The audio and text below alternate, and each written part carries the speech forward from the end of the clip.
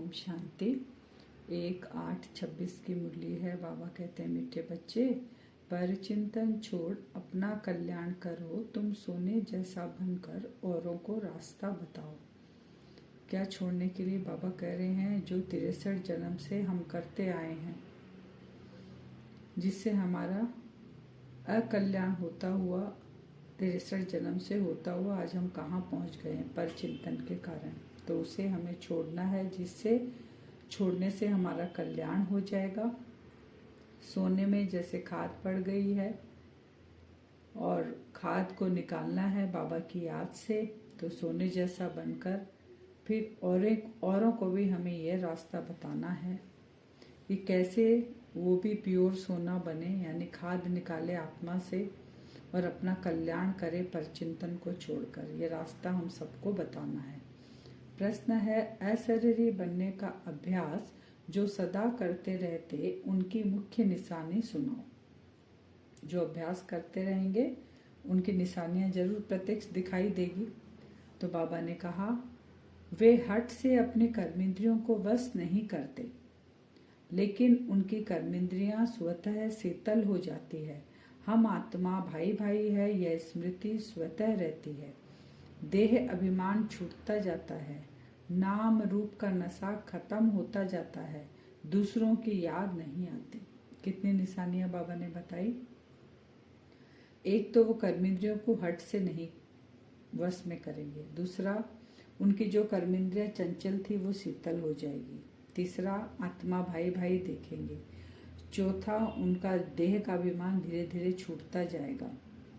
और पांचवा, उन्हें नाम रूप का जो नशा है वो भी खत्म हो जाएगा। जब देह अभिमान छूटेगा तो देह के साथ जो भी संबंध, संपर्क, वैभव, सबका भान हमें छूटता जाएगा और किसी की याद भी नहीं रहेगी, केवल एक बाबा की याद रहेगी। ये है निशानियां। बाबा कहते हैं अशरीरी जो बनती है आत्माएं। गीत है, तू प्यार का सागर है। बाबा कौन है? हम आत्माओं के लिए प्यार का सागर है। ओम शांति। यह कोई सिर्फ प्यार का सागर नहीं, ज्ञान का सागर है। ज्ञान और अज्ञान, बाबा दो का कंट्रास्ट करके बता रहे हैं। ज्ञान और अज्ञान, ज्ञान को दिन, अज्ञान को रात कहा जाता है।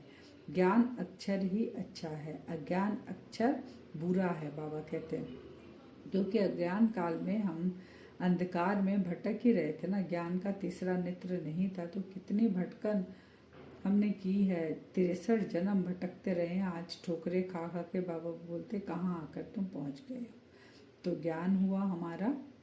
बाबा कहते ज्ञान अक्षर जो है दिन और अज्ञान अक्षर है रात। आधा कल्प है ज्ञान की प्रारब्ध, आधा कल्प है बाबा कहते हैं अज्ञान की प्रारब्ध। सतयुग त्रेता है ज्ञान की और द्वापर कलयुग है अज्ञान की। तो अज्ञान की प्रारब्ध है दुख, ज्ञान की प्रारब्ध है सुख। कितना बाबा ने कहा, दिन रात सुख दुख है, ज्ञान और अज्ञान। ठीक। फिर बाबा कहते हैं ज्ञान से तुम पूज्य बन रहे हो। जब पूज्य बन जाते हो तो पूजा की सामग्री को जान जाते हो। ज्ञान से हम क्या बन रहे हैं? ज्ञान का तीसरा नेत्र मिला तो हम वो गुण धारण कर रहे हैं और गुण धारण कर कर पूज्य बनेंगे। तो जब पूज्य बनने जा रहे हैं हम, तो हम भक्ति मार्ग की सब कुछ जानते हैं कि कैसे जिसकी पूजा करते हैं उसकी बायोग्राफी को जानते हैं। तो सामग्री माने जो जिसकी भी पूजा करते हैं, मंदिर बनाते हैं, उनकी बायोग्राफी को हम जानते हैं। भक्ति की पूजा सामग्री को हम जानने लगे जब ज्ञान का तीसरा नेत्र मिला। यह भी तुम जानती हो कि यह जो मंदिर आदि है ये सब यादगार है। उनकी जीवन कहानी को भी तुम जानते हो, सब जानने लग गए हम। जो पूजा करने जाते हैं वह खुद नहीं जानते, बाकी जो अज्ञान काल में है पूजा करने जाते हैं, और जो मूर्तियों के पुजारी होते हैं वो भी नहीं जानते उनके बारे में। लेकिन पूजा को बाबा कहते हैं पूजा को भक्ति कहा जाता है। भगवान को भक्तों से मिलना है। भगवान को भक्ति से क्यों मिलना है? भक्तों से, क्योंकि बाबा को भक्ति का फल देना है ना, इसलिए। तो हम भी जब सबसे पहले शुरू किए थे भक्ति, जो भक्ति के, तो हमारी भक्ति जल्दी पूरी हो गई। शुरू से हम लोगों ने की, क्योंकि हम 84 जन्म की आत्माएं हैं। तो बाबा हमें मिला आके, हमने बाबा को पहचाना। सो भगवान ने आकर फिर हम पुजारी से हमको पूज्य बनाते हैं। पूज्य सतयुग में, पुजारी कलयुग में होते हैं। बाबा ने कहा दिया पूज्य कहाँ होते हैं? सतयुग त्रेता में। पुजारी होते हैं अभी कलयुग में। तुम बच्चे जानते हो आज क्या है, कल क्या होना है। बाबा ने सारी नॉलेज हमें दे दी। विनाश तो जरूर होने का है, कोई भी समय हो सकता है। बाबा कह रहे हैं तैयारी हो रही है, गाया हुआ भी है, अनेक कुदरत आपदाएं होती है, ये सब होने वाला है। बाबा कह रहे हैं, लेकिन हमें बाबा बार बार ये अटेंशन खिंचवा रहे हैं। और अज्ञानी आत्माएं अभी भी बाबा कह रहे हैं कि वो मैंने 4 पीढ़ी, 5 पीढ़ी, 6 पीढ़ी उनके लिए अभी जमा कर रही है। उनको अज्ञान का अंधकार छाया हुआ है, उनकी तीसरी आंख है नहीं। तो बाबा कहता है उनको रास्ता कौन दिखाएगा, हमको ही दिखाना उनको रास्ता भी। तो यह तो लिख देना चाहिए कि ग्रह युद्ध और कुदरती आपदाएं उनको कोई ईश्वरीय आपदाएं नहीं कहेंगे, ये भगवान के द्वारा नहीं होता है। ये जो ग्रह युद्ध और कुदरती आपदा है, बाबा कहते हैं ड्रामा में नूदे नेचुरल कैलेमिटी सब अपने आप अपने समय पर होगी। जैसे मूसलधार बरसात पड़ेगी, भूखों मरेंगे, अर्थक्वेक आदि सब आना ही है। और अभी देख भी रहे हैं हम, चारों तरफ कुछ ना कुछ चल रहा है। युद्ध शुरू हुआ है, बाढ़ चारों तरफ इतनी फैली हुई है, कितने लोगों असुविधा में हैं, हम ये सब कुछ देख रहे हैं। उनको टाइम से खाना नहीं मिल रहा है, कुछ नहीं। इन द्वारा ही विनाश होने का है। बच्चे जानते हैं यह तो जरूर होने का, नहीं तो सतयुग में इतने थोड़े मनुष्य कैसे होंगे। विनाश नहीं होगा तो इतनी पॉपुलेशन थोड़ी सतयुग में जाएगी। विनाश होगा तभी फिर जो अभी प्रारब्ध जमा कर रहे हैं, कोटों में कोई, कोई में कोई, साधारण तन में भगवान को पहचाना है, उसको बाबा प्रॉपर्टी देंगे, वर्षा का अधिकार देंगे। बच्चे अच्छी रीति जानते हैं यह सब कपड़े धोए जाएंगे। अभी हम जो कपड़े पहने वो सब धोए जाएंगे। कपड़े यानी स्थूल कपड़े नहीं, शरीर का कपड़ा। बाबा कहते हैं यह बेहद की बड़ी मशीनरी है। गाया जाता है मूत पलित कपड़ धोए, इन कपड़ों की बात नहीं है। मूत पलित कपड़ कौन धोता है, भगवान आके धोता है। हमारा शरीर आत्मा पतित है, तो बाबा इस आत्मा को पावन बनाता है। आत्माओं को योग बल से धोना है। इस समय 5 तत्व तमो प्रधान है, तो शरीर भी ऐसे बनते हैं। तो तत्वों सहित हम आत्मा पवित्र बनेगी, सतो प्रधान बनेगी। तो समझना चाहिए कि जिनकी तुम भक्ति करते हो उनकी बायोग्राफी समझने से ही तुम देवता बन सकते हो। उन्होंने जीवन मुक्ति कैसे पाई सो तो समझो, तो तुम भी जीवन मुक्ति पा सकते हो। मंदिरों में बैठ जीवन कहानी समझाने से अच्छी रीति समझेंगे। बाबा कहते हैं उनको भी जाकर समझाना है, जिनको नहीं पता है, जो बाबा को नहीं पहचानते, कि तुम बायोग्राफी को समझो, तभी तुम जीवन मुक्ति में जा सकते हो। तुम भी बाप से अभी जीवन कहानी सुनते हो। तुम बच्चों को कितनी समझ मिलती है। बाबा से हम अभी जीवन कहानी सुन रहे हैं ना अपनी। परम पिता परमात्मा की जीवन कहानी कोई भी नहीं जानते हैं। बाबा अपने बारे में बताते हैं, हम बच्चों के बारे में आकर हमें बताते हैं। तो सर्वव्यापी कहने से जीवन कहानी थोड़ी ही हो जाती है।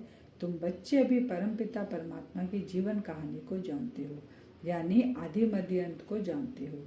इस समय को आदि कहेंगे, जबकि बाप आकर पतितों को पावन बनाते हैं। फिर मध्य में भक्ति का पाठ चलता है। संगम युग को बाबा आदि कह रहे हैं, क्योंकि बाबा इसी समय आकर हमें पतित से पावन बनाता है। फिर आदि में फिर ये जो प्रारब्ध हम लेके जाएंगे सतयुग में आकर, फिर हम देवी देवता बनेंगे। फिर मध्य में बाबा कहते हैं आदि मध्य अंत का बताते हैं ना बाबा। तो मध्य में आकर फिर हम क्या बनेंगे, जो हमारा देही अभिमानी स्थिति है वो देह भान में आ जाएगी। फिर 5 विकारों के वश में हम आ जाएंगे और भक्ति शुरू कर देंगे। फिर अंत में कलयुग, घोर कलयुग आएगा। फिर बाबा संगम पर आएंगे। तो हम बाबा के बारे में जानने लग गए ना कि बाबा किस समय आते हैं। शास्त्रों में जैसे लिखा हुआ है, द्वापर युग में कथा सुनाई, महाभारत लड़ाई हुई, भगवान आते हैं धरती पे, श्री कृष्ण का रूप है, बाबा का वो रूप नहीं है, निराकार है, वो परम धाम में रहता है, वो संगम पर आता, हम सब जानने लग गए बाबा की भी। तो सिर्फ बाबा कहते हैं, सिर्फ कह देते हैं ईश्वर की प्रेरणा से सब कुछ होता है। फिर एक बात और कहते हैं, निराकार प्रेरणा से कैसे करेंगे, वह तो करण करावन हार है, आकर के रास्ता बताते हैं, कर्मेंद्रियों से मुरली चलाते हैं। जब तक कर्मेंद्रियों का आधार न ले तब तक मुरली कैसे चलाए। ज्ञान का सागर है तो सुनाने के लिए मुख चाहिए ना। भगवान प्रेरणा से कुछ भी नहीं करता। अगर बाबा प्रेरणा से करते तो सारे उनके बच्चे हैं, सब पे उन पे आशीर्वाद कृपा उनको करना पड़ता। क्योंकि शिव जयंती हम यही मनाते हैं, इसका मतलब बाबा यहाँ आते हैं, लेकिन वो निराकार करण करावन हार कैसे आते हैं, शरीर का आधार लेते हैं। और कर्मेंद्रियों से मुरली चलाते हैं। इस मुख के द्वारा बोलते हैं बाबा आकर, हम आत्माएं अपने कर्मेंद्रियों माने कान से सुनती है। फिर बाबा कहते हैं जैसे ज्ञान और विज्ञान ऐसे बोलते हैं ना, तो उसके बारे में बातें बताएं। विज्ञान भी कहते हैं इसको, अज्ञान है अंधियारा, बाकी ज्ञान और विज्ञान को हम मुक्ति, जीवन मुक्ति भी कह सकते हैं। ज्ञान को बाबा ने आज क्या कहा, ज्ञान और विज्ञान को हम क्या कह सकते हैं, मुक्ति और जीवन मुक्ति। तुमको अब पावन बनने का ज्ञान मिला है, तुम स्वदर्शन चक्रधारी बनते हो, ज्ञान मिल गया। अब विज्ञान से यानी हम वो प्रयोग करेंगे ना, वो साइंस भी क्या करती है, नया नया इन्वेंशन निकालती है ना, प्रयोग करती है प्रयोगशाला में। तो हम भी जब ज्ञान मिल गया तो उसका प्रयोग करेंगे, यानी योग में बाबा के साथ वो प्रयोग में लाएंगे ज्ञान को, तो नया नया चीज निकलेगा। तो इसीलिए बाबा ज्ञान विज्ञान को कहा मुक्ति जीवन मुक्ति। तुम स्वदर्शन चक्रधारी बनते हो। कोई सुनेंगे तो वंडर खाएंगे, कहेंगे आत्मा ज्ञान लेती है तो आत्मा जरूर संस्कार ले जाएगी ना। जब आत्मा ही ज्ञान ले रही है, बाबा जो ज्ञान सुना रहे हैं, तो शरीर थोड़ी लेके जाएगा ज्ञान, ज्ञान तो फिर आत्मा ही लेके जाएगी अपने साथ। परंतु बाप समझाते हैं यह पुरुषार्थ है प्रारब्ध के लिए, प्रारब्ध मिल गई फिर ज्ञान की क्या दरकार है, सतयुग है ही तुम बच्चों के लिए प्रारब्ध। बाबा कहते हैं अभी तुमको वो नॉलेज मिली जिससे तुम प्रारब्ध जमा कर रहे हो। फिर जो जब ज्ञान की दरकार रहे, यह भी समझने समझाने की बातें, फट से कोई समझ नहीं सकती। शिव बाबा भारत में ही आते हैं, बच्चों के लिए सौगात ले आते हैं। फिर बाबा कहते तुम सुनते रहेंगे, चिंगारी लगती है तो 1-2 घंटे में सारा मकान जलकर भस्म हो जाता है। फट से कोई समझ नहीं सकेंगे कि कैसे अचानक कुछ भी हो सकता है। बाबा कहते ना विनाश तो होना ही है, तो चिंगारी क्या है, फट से लगती है, 1-2 घंटे में सारा भस्म हो जाता है। ये कोई नई बात नहीं है, विनाश तो होना जरूर है। बाबा कहते हैं टाइम लग जाता है, बड़े से बड़ी चोट है काम विकार की, इसलिए कहा जाता है काम वहाँ शत्रु। बाबा आकर हमें बता रहे 5 विकारों को कैसे हमें वश में करना है, 5 विकारों से कैसे हमें मुक्त होना है। आत्मा जो चंगुल में फंसी है, अब उसके लिए प्रेरणा देंगे तो कैसे होगा। इसलिए बाबा सम्मुख बैठकर हमें नए नए तरीके से समझाते और हम उस पर जीत पाते हैं, काम महाशत्रु पर जीत पाते हैं। ये पतित बनाते हैं, झगड़ा होता ही है विकारों के लिए। बाबा ने कहा तो हम इन विकारों को छोड़ना है। 5 विकारों की बीमारी और ही अधिक क्या होगी, उथल खाती है। पहले तो पक्का निश्चय बुद्धि होना चाहिए, जीते जी मरे हुए यहाँ से लंगर उठा लिया है, बाबा के बनेंगे। तो अंदर में जो 5 विकार बाबा कहते मर्ज रूप में है ना, वही मर्ज रूप में उथल खाएंगे, क्योंकि बीमारी है ना ये 5 विकारों की। तो जब दवाई लेते, वेद दवाई देते तो एक बार बीमारी बढ़ती है ना, तो वैसे ये 5 विकारों की एक बार उथल खाती है। उसके बाद पक्का निश्चय हुआ और उनसे हमें मुक्ति मिल जाती है, जीते जी हम मर जाते हैं। इस दुनिया के 5 विकारों से हमारा लंगर उठ जाता है। यहाँ तुम बाबा कहते हैं भाई बहन हो गए, आपस में भाई भाई भी हो, बहन भाई भी हो, प्रवृत्ति मार्ग है ना, दोनों को वर्षा चाहिए। यहाँ पे वहाँ लौकिक में तो खाली बच्चों को वर्षा देते हैं, बच्चे को नहीं, बाबा ने कहा था मुरली में। और यहाँ पर किसको वर्षा मिलता है, आत्मा को वर्षा मिलता है।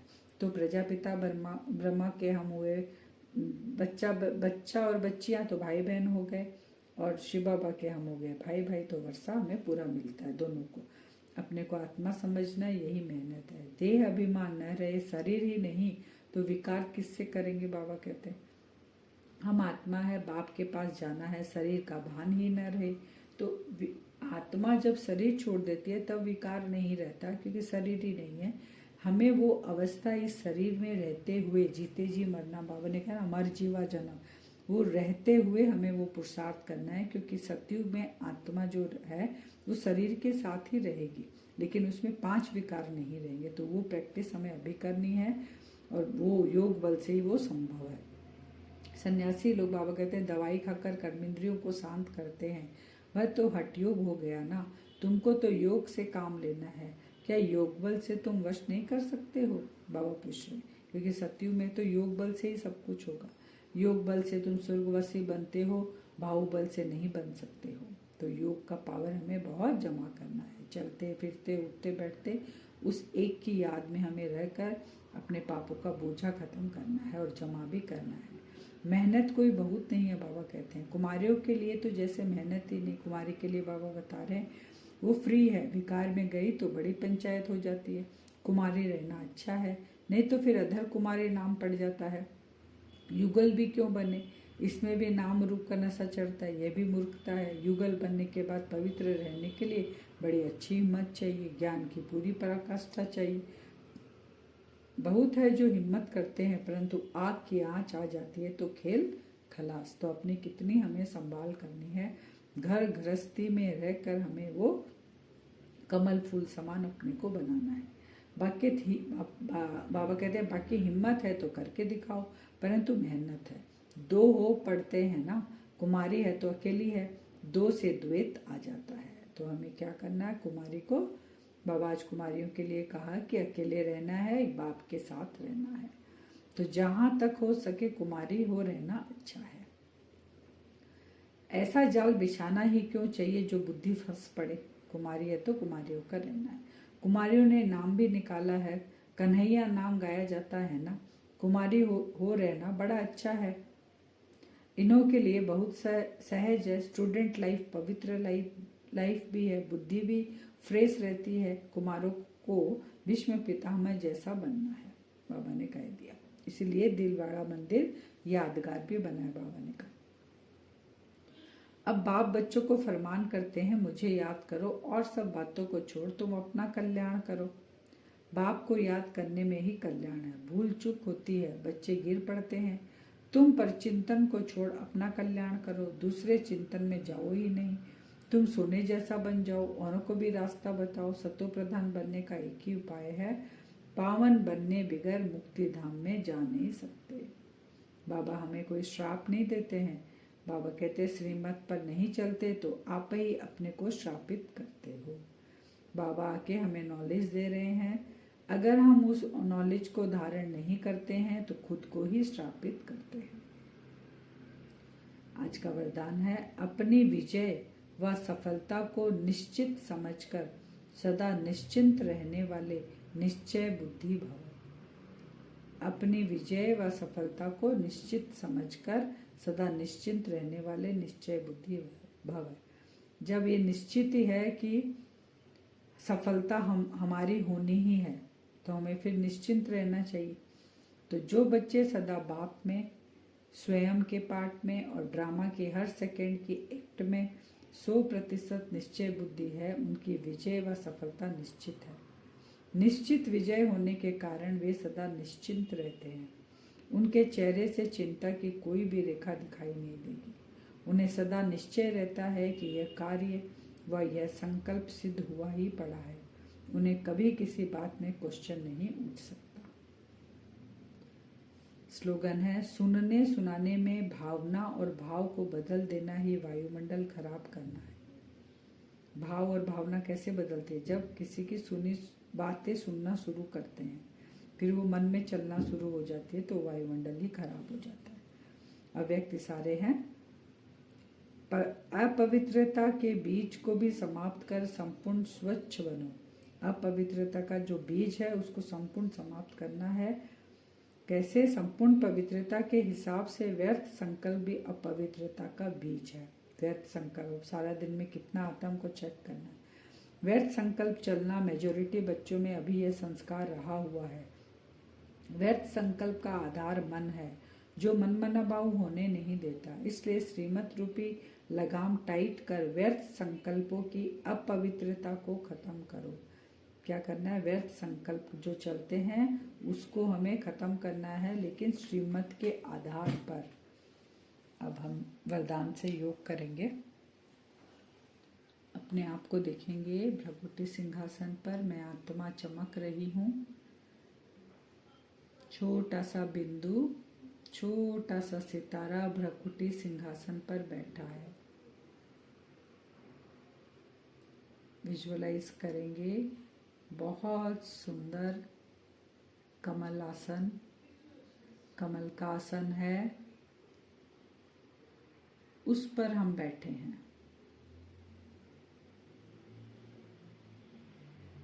कमल आसनधारी मैं आत्मा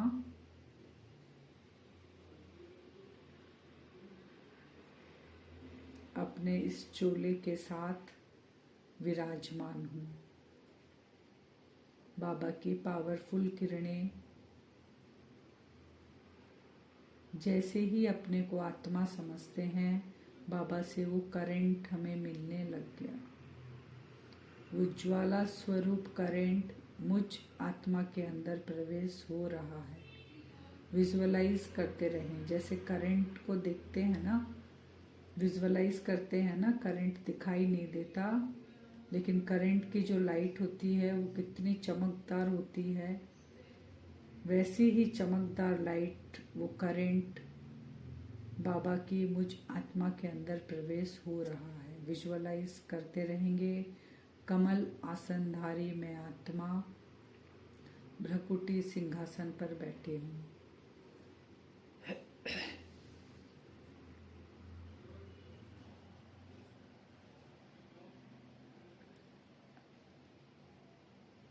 अपने आप को उस श्रेष्ठ स्वमान में ले जाएंगे। मैं निश्चय बुद्धि आत्मा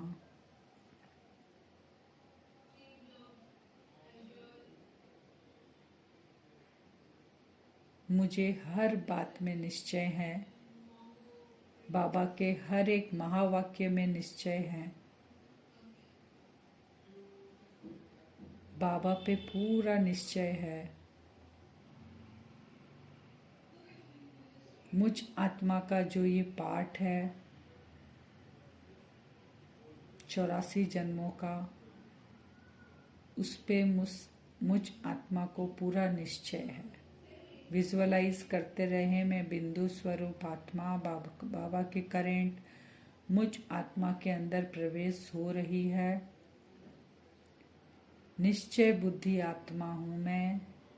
किस किस पे हमारा निश्चय है उसको विजुअलाइज करेंगे। बाबा पे पूरा निश्चय। मुझ आत्मा का पिता, जैसे मैं बिंदु स्वरूप वैसे मेरा बाबा भी बिंदु स्वरूप। पूरा अधिकार है बाबा पर, वो मेरा पिता है।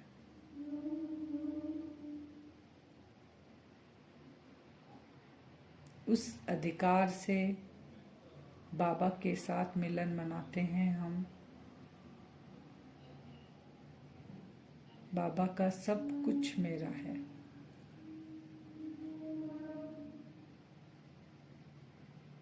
मैं उस परमात्मा का बच्चा हूँ। अपने पाठ पर पूरा निश्चय। मैं ही वो देवकुल की आत्मा हूँ। कमल आसनधारी मैं आत्मा भ्रकुटी सिंहासन पर बैठी हूँ। कमल आसन पर हम बैठे हैं। विजुअलाइज करते रहें, करंट अंदर आ रहा है। मैं आत्मा उस परमात्मा का बच्चा। इस ड्रामा में हर सीन कल्याणकारी है। सबका पार्ट अलग अलग है। इस ड्रामा में सब एक्टर हैं। मुझ आत्मा का पार्ट बहुत श्रेष्ठ है। मैंने उस पिता को पहचाना।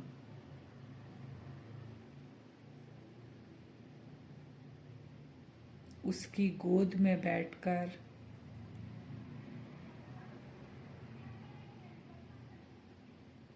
सृष्टि चक्र का नॉलेज सुना मुझ आत्मा ने। अमृत वेले से बाबा की गोद में बैठ जाते हैं। बाबा मुझ आत्मा का श्रृंगार करते हैं। मेरा पार्ट एकदम एक्यूरेट है ड्रामा में।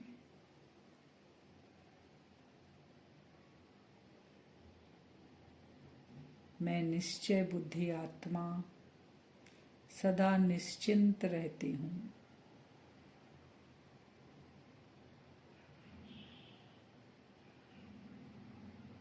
मैं आत्मा भरपूर हो रही हूँ। बाबा की शक्तियों और गुणों से वो करंट मेरे अंदर जा रहा है।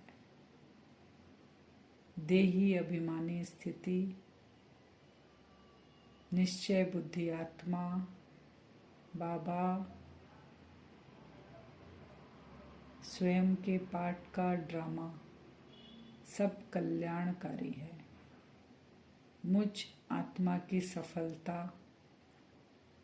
निश्चित है, इसलिए मैं सदा निश्चिंत रहती हूँ।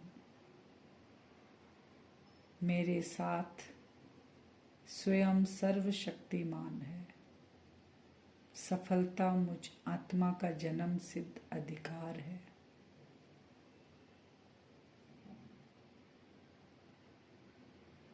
बाबा मुझ आत्मा के अंदर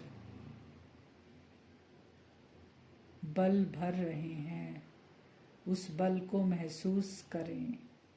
मैं पावरफुल सोल, उस सर्वशक्तिमान का बच्चा,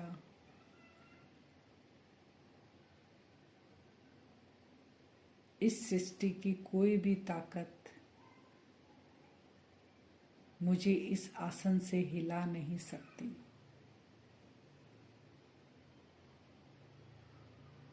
ऐसा वाइब्रेशन भी फैलाएंगे और खुद को बार बार पावरफुल स्थिति में स्थित करेंगे। निश्चय बुद्धि बनकर कमल आसनधारी दिन में बार बार बैठेंगे आज हम। ओम शांति।